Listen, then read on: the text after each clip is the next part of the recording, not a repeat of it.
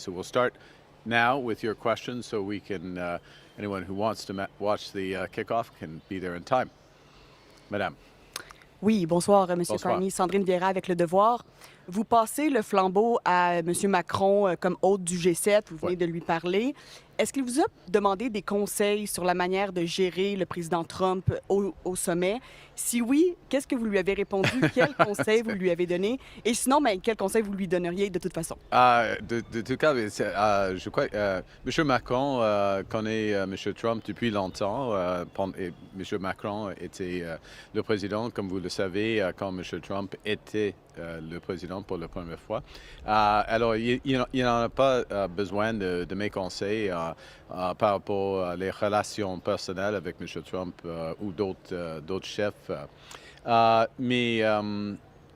Macron, M. le Président, il a un style concret, un style ambitieux et un style direct.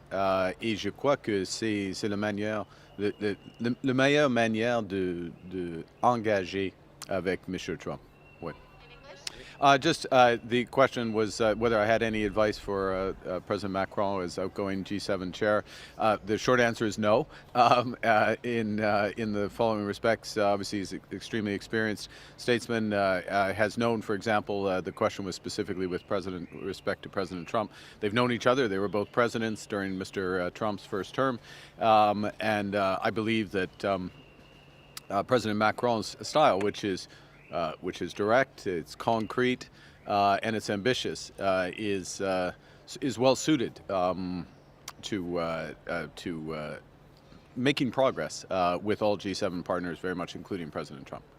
Prime Minister Carney, Mike Couture with CTV News. When you consider that in your speech in Davos, you had called on middle powers to band together, and then even today you spoke about a world dominated by hegemonic powers.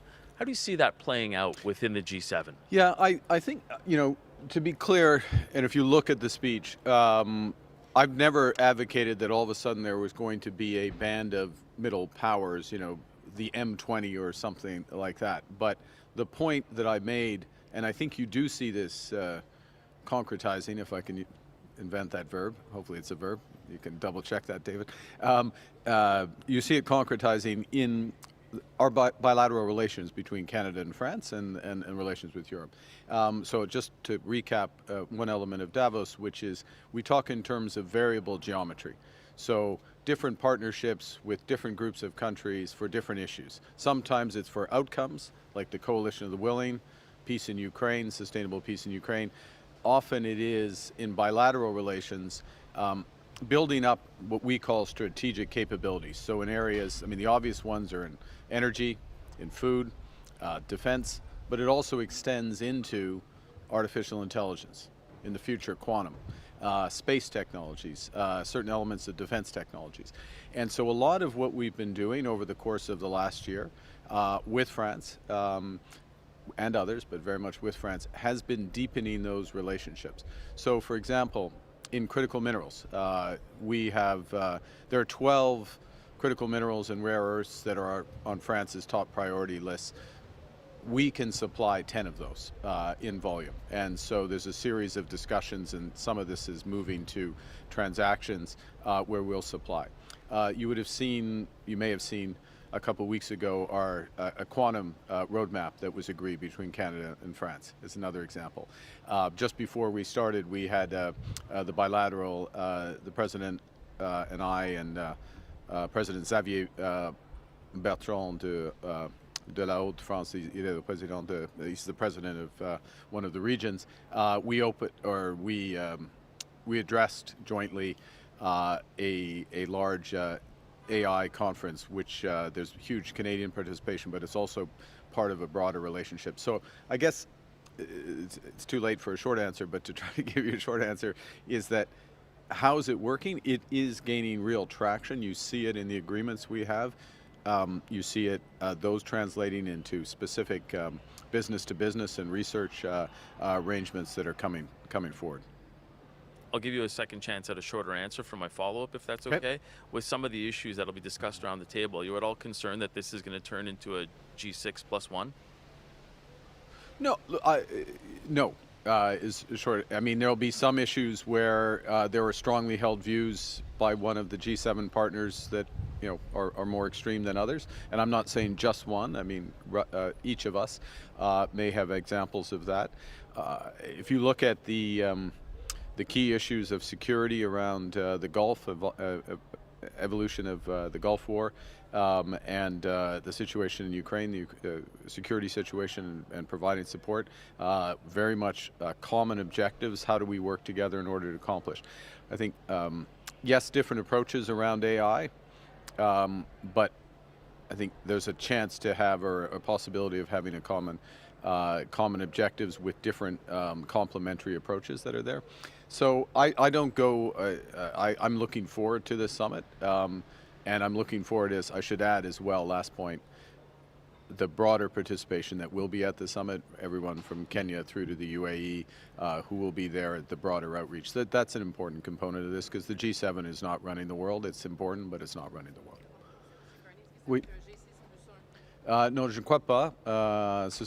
Il y aura des discussions. Un des avantages, Madame, de G7, c'est des discussions très franches, très directes, fluides. Ils sont des vraies discussions.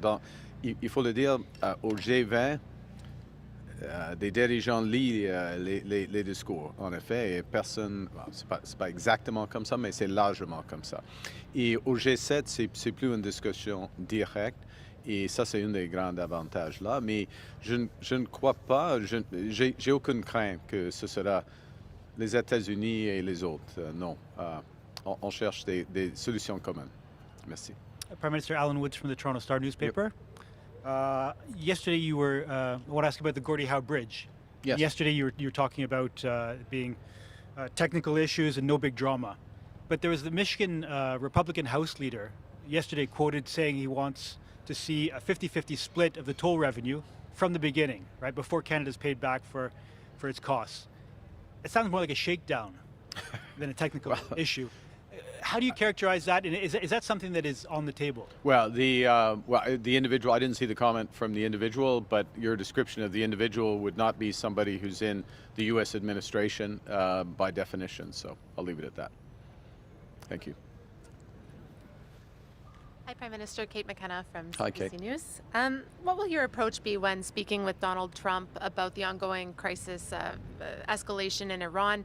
And previously you had said that Canada was open to looking at ways to contribute to opening the Strait of Hormuz. Is that something that's still on the table? And is Canada willing to make some sort of commitment coming out of this summit on that?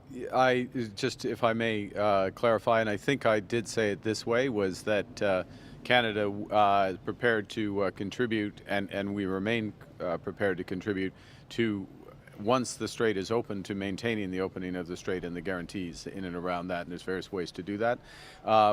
I expect, I'm hopeful, maybe is the best way to put this, that there will be additional progress in terms of establishing a cessation of hostilities and something for the G7 and the main countries from the region, not all, but the main countries of the region, the UAE, Saudi Arabia, Qatar, and Egypt coming to the special session for those discussions. And Canada we will look to do our part so that we can support a broader effort if the moment is presenting itself. There's still a few days to come for that. I would make a final point, which is I would just underscore the link to Lebanon, the situation in Lebanon, the war effectively in Lebanon, and the need for that to be part of the broader solution.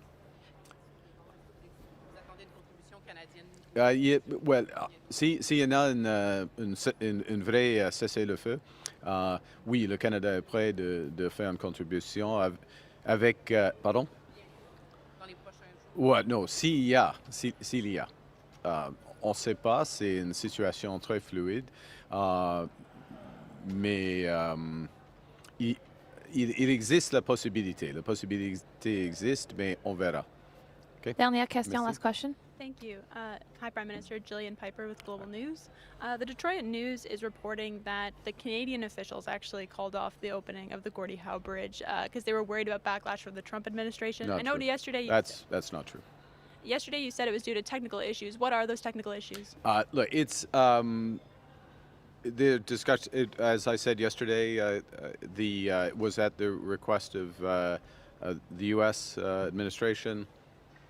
We'll look to work through what issues they have. I don't think it's productive to work through those in public, and our teams are working through. I actually haven't been briefed on it today, the specifics of it.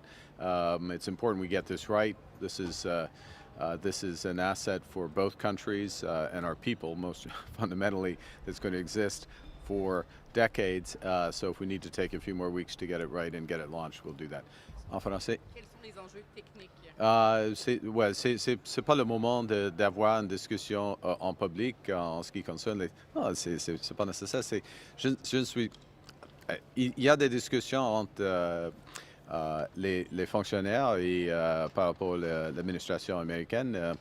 Ça continue. On verra.